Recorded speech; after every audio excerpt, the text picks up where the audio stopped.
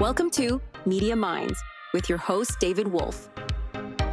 Eddie Turner is a globally recognized leadership development expert. He's a best-selling author and the host of the Keep Leading podcast.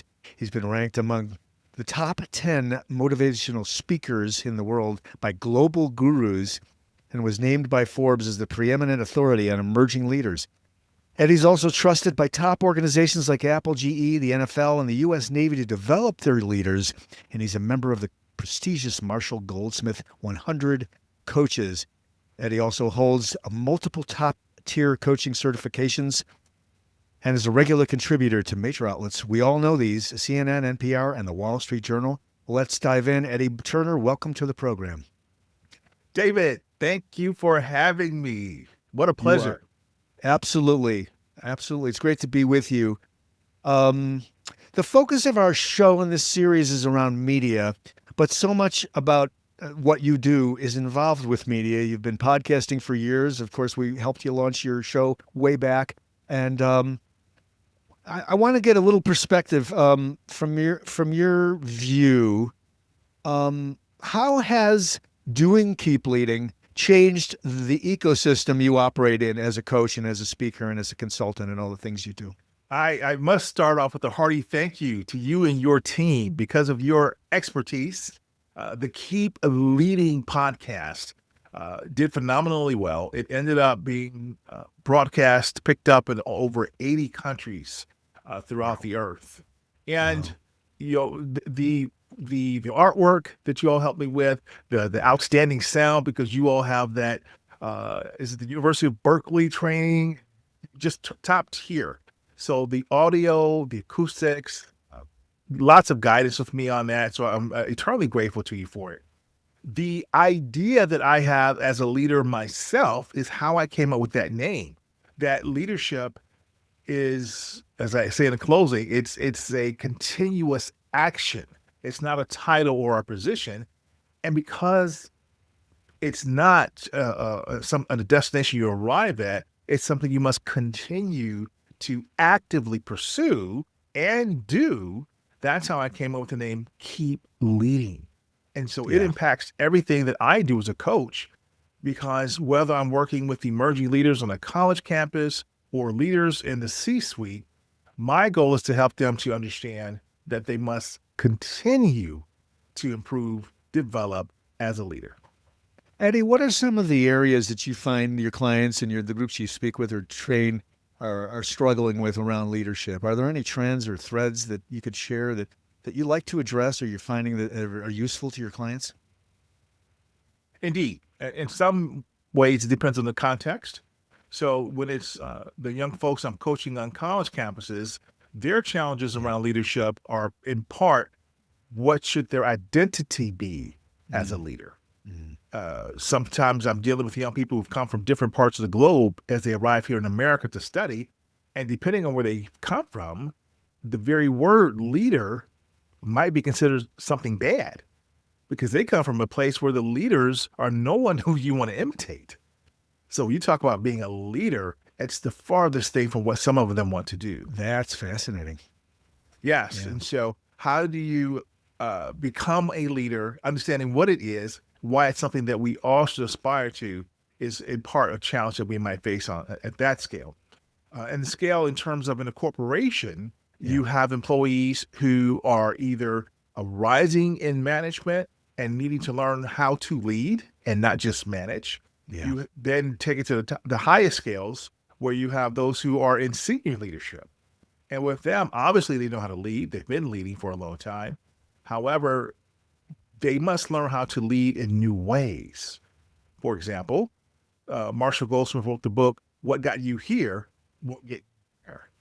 And so many times individuals believe that they must continue to employ what's worked for them that got them to a specific level, when in fact, new learning is required as they're going to go to a higher level of leadership. And as your responsibilities change and as the world around us changes, we must learn how to add to our leadership toolkit and not rely on those same tools. I love that idea because I've thought about this in the business context. I run a small business and the business gets to a certain point and there's a certain style of leadership required there. and now we're looking to bust through a certain revenue line, and my role in my own business has shifted, and I feel that happening, and some of it I'm asserting. What is so as leaders sort of relearn leadership? What are some examples of what that might be? If you could unpack that a little bit more, some of the challenges it might be when you're leading this way and now you want to lead this way. What's the delta there that you're helping them with? It's just one example or two, Well, let's take the idea that, for example, if you are a leader who has come from a specific time period, there was a leadership style that was very popular, command and control. Right. I have some of my leaders who've transitioned out of military service. Now they've come into the civilian world. Right. And this idea that someone is not going to listen to you just because you've got a higher rank, you've got more stripes, is a shock to someone. One of them, dear family member, I'm like, no, that's not going to work anymore. You have to be prepared to now have your authority challenged. Whereas that wouldn't be tolerated. But right. now in the corporate world, yes, your leadership will be challenged. You will have to lead through not authority, but more through an influence, more through soft power, and be prepared to explain reasons for, I don't want to say orders that you give. Yeah, that would run contrary, but I get it though. What you're trying to do in terms of leading the organization. So our style, Daniel Goleman popularized the phrase emotional intelligence. Yeah. So learning the difference between our intellect, our IQ, and our emotional intelligence is one aspect of development for a great number of leaders. And the idea that as we have 5 generations of people working in the workforce for the first time, how we lead people who are of a particular generation and from a newer generation needs to be moderated, and it's a delicate balance that you must maintain. There's a lot to sort out. There's a lot for you to work with. There's a lot of material. You've got the populations, the different age groups, the matter of command control versus more Socratic, and the ability and capacity emotionally to allow for dissent on your leadership team, and perhaps. Does the nature of the decision making change as your enterprise grows? I've read somewhere that that's true. Do you believe that's true? Absolutely, and there's numerous thoughts around this. Again, I'll go back to the work of Daniel Goleman because he uses a very nice set of as a piece of research he's done where he's delineated just 6 different layers of leadership. And the ideal is he uses the analogy of a golf club. And so as a person who pulls out their tools, the golf bag, and pulls out your golf club on the golf course, certainly you are not going to start off with the putter. The drive won't go well. Right. Precisely. That's why you got to use your driver. And I'm not a golfer, but I do understand that much. And you pull out that driver to drive that ball as far as you're going to go. Right. And so he likens that type of leadership style to what you must do when you must be a little bit more coercive, right? So maybe it's a time of merger and acquisition. Maybe it's times of urgency. It's a time of crisis. You've got to be a little bit more driving and forceful in your leadership. But now for some leaders, that's the only club they want to use. Right. So they're just swinging on people all through the organization. Right. But that won't get you very far. And so he talks about the need to sometimes switch over to what you might use, the putter, right? At the end, you just want a nice, gentle tap. Well, think about that in terms of your question, in terms of the style of decision-making. The decision-making, you would switch to the what he calls a democratic leadership style. Right? Now, democratic not in terms of political democrat, right? But you're democratizing the decision-making and that you're putting it in the hands of everyone to weigh in on the decision. Where should we be going with this particular product, with this particular challenge? However, if you're always making it something that's being decided by the people, then that creates frustration because at a certain point, they look at you and say, wait a minute, you're the leader. You set the vision, set the tone. Right. So he has another theory there where he calls the pace setter. So as there's times you're going to switch to that club in your golf bag. You're going to set the pace. You're going to set the tone, and you're going to say, "Follow me. This is the way. This is the trend that I'm setting. This is the pace that I'm setting. Here's where I expect everybody else to keep up and go toward." Mm-hmm. And then I know there's also this idea of the power of the question, right? Amidst all of this, asking The power good of the questions of question, your team is what I mean by that. Yeah, that would be a part of what I would call perhaps the democratic style, because when you right, ask that question, you're now soliciting everyone's feedback and allowing them to weigh in. right. And certainly there's a place for that. You want to have it to where there's a balance, and it depends on what the circumstances are. We all have a default style, but the challenge is not to allow ourselves to only use that one default style. Yes, That we yes. must be able to pull out the appropriate golf club Mm-hmm. as we're on the course of life, the Yeah, course it of requires business, a and very use it specific. accordingly. Yep, as you suggest, it requires an awareness of which club to use in which situation, and be able to make that modal shift in terms of how you're communicating. Is this a time for this, or is this a time for that? It's beautifully. I love the golf metaphor, and I too am not a golfer, but I think it's perfect because it suggests this toolkit. Our leaders, I think I know your answer, but I'm going to ask it anyway. It's a question a lot of people ask. Are leaders born, or can they be made? I mean, your whole career is decidedly developing anyone into a leader that desires such. So over to you.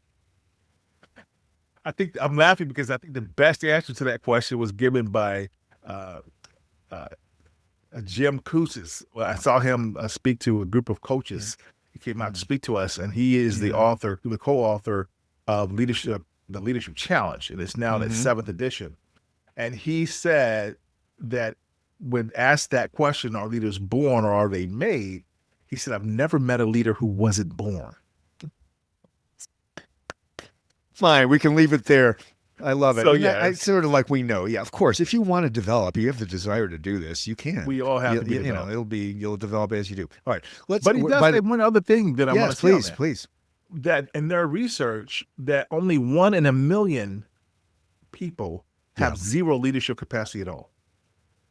Only 1 in a million. Wow. Meaning all of us, most of us, I should say, have some capacity to lead. Now, like a can of soda, right? Some of us might be that little small 7-ounce. Some might be the 12-ounce, right? So we all won't have the same capacity, Nice. but all but 1 in a million have some capacity to lead. Brilliant, brilliant. We're visiting with Eddie Turner, of course, the one and only EddieTurnerLLC.com, or you can find him on LinkedIn as well. I want to shift gears a little bit, Eddie, and this plays a little bit more into the title of this show, which is media, speaking. And you're an experienced keynote speaker. Do you have, let me ask it this way. What have you learned on your path from becoming a beginning speaker to now someone who's well experienced? What shifted for you along that journey? The big shift is to understand the difference between being a public speaker and a professional speaker, meaning going from free to fee. And so one is a tool where you are giving speeches, you're educating people, you're uplifting people, and spreading a message. Right. The other is you start to incorporate certain techniques, stage presence, to where people are willing to pay for that speech. Yeah. And the outcomes that you can produce for an audience. That's interesting. You talk about stage presence. You know, you wonder about that. And I'm sure for many of us that are not used to being on stage in front of a large audience, they might experience imposter syndrome. So how do you break through if you're, let's just say categorically, you consider yourself an introvert, or you're really not entirely comfortable with being in front of this performance idea? How do you help people break through? Is that something you do in the course of your coaching? Absolutely. Or you are more a speaker and that's the way you show up in this world? I'm not sure. Both. I Okay. am an executive Perfect. coach who also does give professional keynote speeches. And a great number of times, lessons from my coaching sessions are embedded in my speeches, right? Obviously, I never reveal any clients or anything confidential, but there's Right. a lot of success stories I have And there's also some folks that have some really stubborn challenges they've had to overcome. And so there's nothing that would bring to life a point I'm making on leadership or development more than this wonderful person who's able to overcome that challenge. Yeah. And I don't like to make myself the object of the story. So I love highlighting other people. So that's one aspect of how my coaching and speaking go hand in hand. The other is I facilitate leadership development workshops. And in those workshops where we're taking people through a series of steps over a period of time, as opposed to the 30 minutes that a keynote speech might be, Right. those surface in those areas as well. And of course, I find myself quoting my guests, doing a podcast, the Keep Leading podcast. I've interviewed some of the best thought leaders in the world, and I am always quoting what they say. So that form of media becomes another powerful tool that benefits me in all aspects of my work. This is fascinating. And I, too, from doing these shows and my previous show, Small Business America, took away so much in terms of knowledge capital from the guests, just by asking questions and listening. And it's a wonderful mechanism. And I found it an unexpected benefit to doing the podcast. You really are learning yourself, and you're delivering it to your listening or viewing audience. Good stuff, Eddie. And of course, we can find you doing exactly that on Keep Leading. We were talking offline before we started rolling today. You've got some new distribution platform, and you're starting to see your audience grow in a way that surprised you. So that's absolutely brilliant. Indeed. Yeah. It's great to have you. Again, it's EddieTurnerLLC.com. Eddie, always great to be with you. Keep leading. I know you are. And I'm going to try too. I learned a lot today. I hope our audience did as well. We'll do it again. Thanks, Eddie. Thanks again for having me, David. You've been listening to Media Minds with your host, David Wolf. Media Minds is produced by Audivita Studios, a premier production company producing audiobooks and podcasts for clients worldwide. Be sure to subscribe wherever you get your podcasts. To learn more about the team at Audivita Studios, visit audivita.com.